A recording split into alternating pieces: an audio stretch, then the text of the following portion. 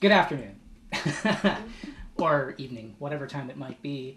My name is Jason Zenobia, and I've been eating all of my life, and I would like to show you today how to do a really simple roast duck.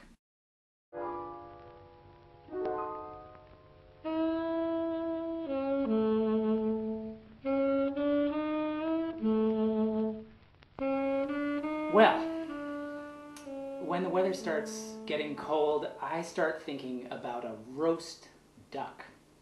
Now, I know a lot of people might be a little intimidated by roast duck, but I have a really easy recipe for you. It doesn't take a lot of ingredients, and it doesn't take a lot of time. We're going to have, with our roast duck, some wonderful fried potatoes. They're nice and crispy. Could you hear that? These are great. They're like French fries. We do them in 2 steps. We've got a delicious, simple sauce made of pork and dried cherries and a little chicken stock. It's so simple. We're going to have it with a tossed green salad, some nice bread, and some good French wine, a Côte de Rhône. Today I'm going to show you how all of this is really simple. And if you cook it for people who come over, they're going to think you're so smart. Are you ready? It's going to be fun. Join me in the kitchen. Now, I'm going to guess that you're sick to death of chicken. So I'm going to show you about a glorious bird that most people have never even tried. And you're going to do it so easy and simple, anyone you serve it for is going to think you're a genius. So, we're going to do a few things today. We're going to prepare the duck to go into an oven. We're going to make a sauce to go with it. And we're going to fry some potatoes. And I'll talk you through the whole thing. Ready? This is a 5.5-pound duck that I got frozen at the store.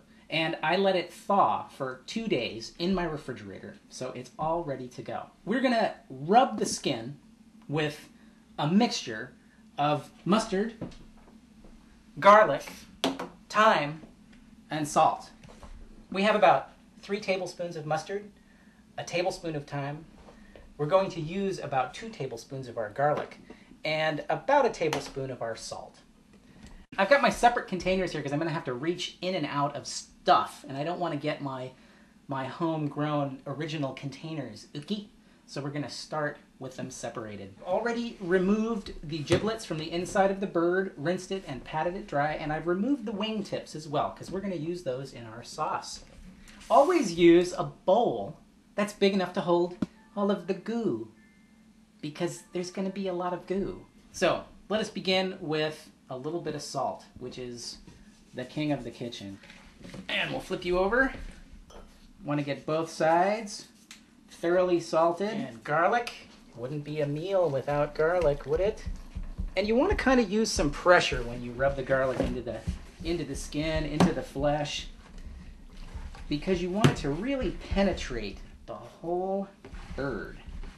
I'm even going to rub the inside. Now for some thyme.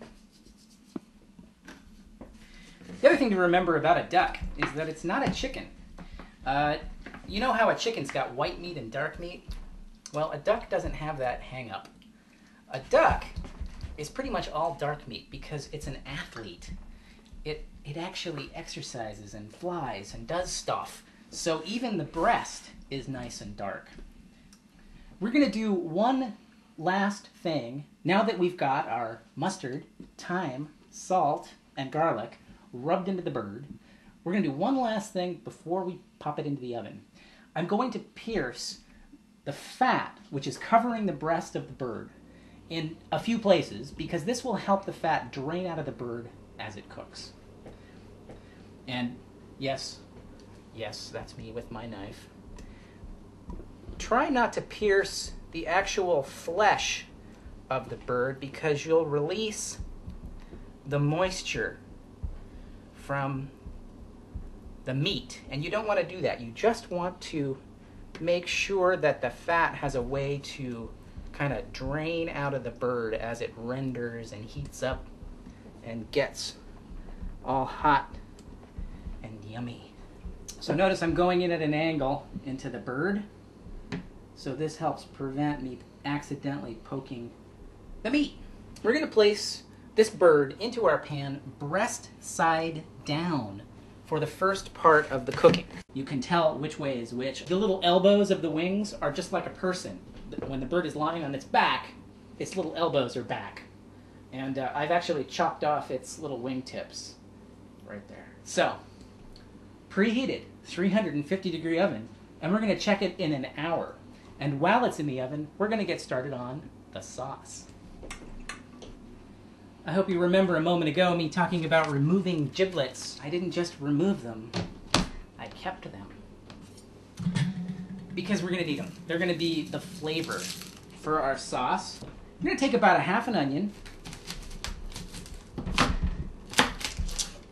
Remember, a sharp knife is a safe knife.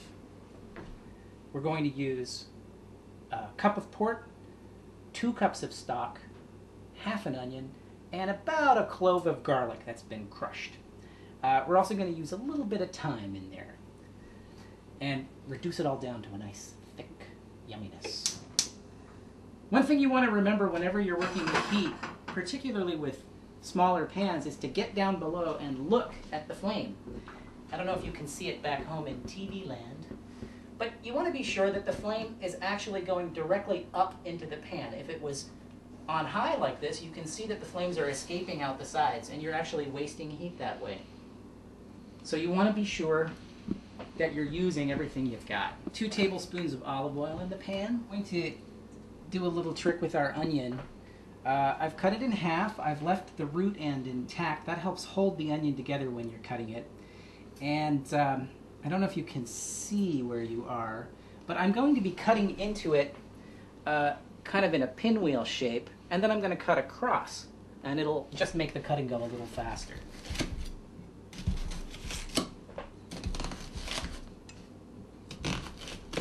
I actually got really good grades in cooking school before I burnt it down. Okay, I'm kidding. I almost burnt it down. It was a breakfast class, and waffles, pancakes, sausages, bacon, everything got out of hand, and there were just these big flames. It was terrifying. But I still got good grades. That's the sound you want to hear. Nice and sizzling. If you didn't hear that sound, you'd know that your pan wasn't hot enough. And it's not a big deal, but, and now I'm adding my clove of garlic. It's not a big deal if it doesn't sizzle, but if it's too cold in the pan, you're really just going to be steaming your vegetables, and you won't get the same kind of flavor from them that you would with the really high heat. Let's add a little thyme to the pan, as we promised we would.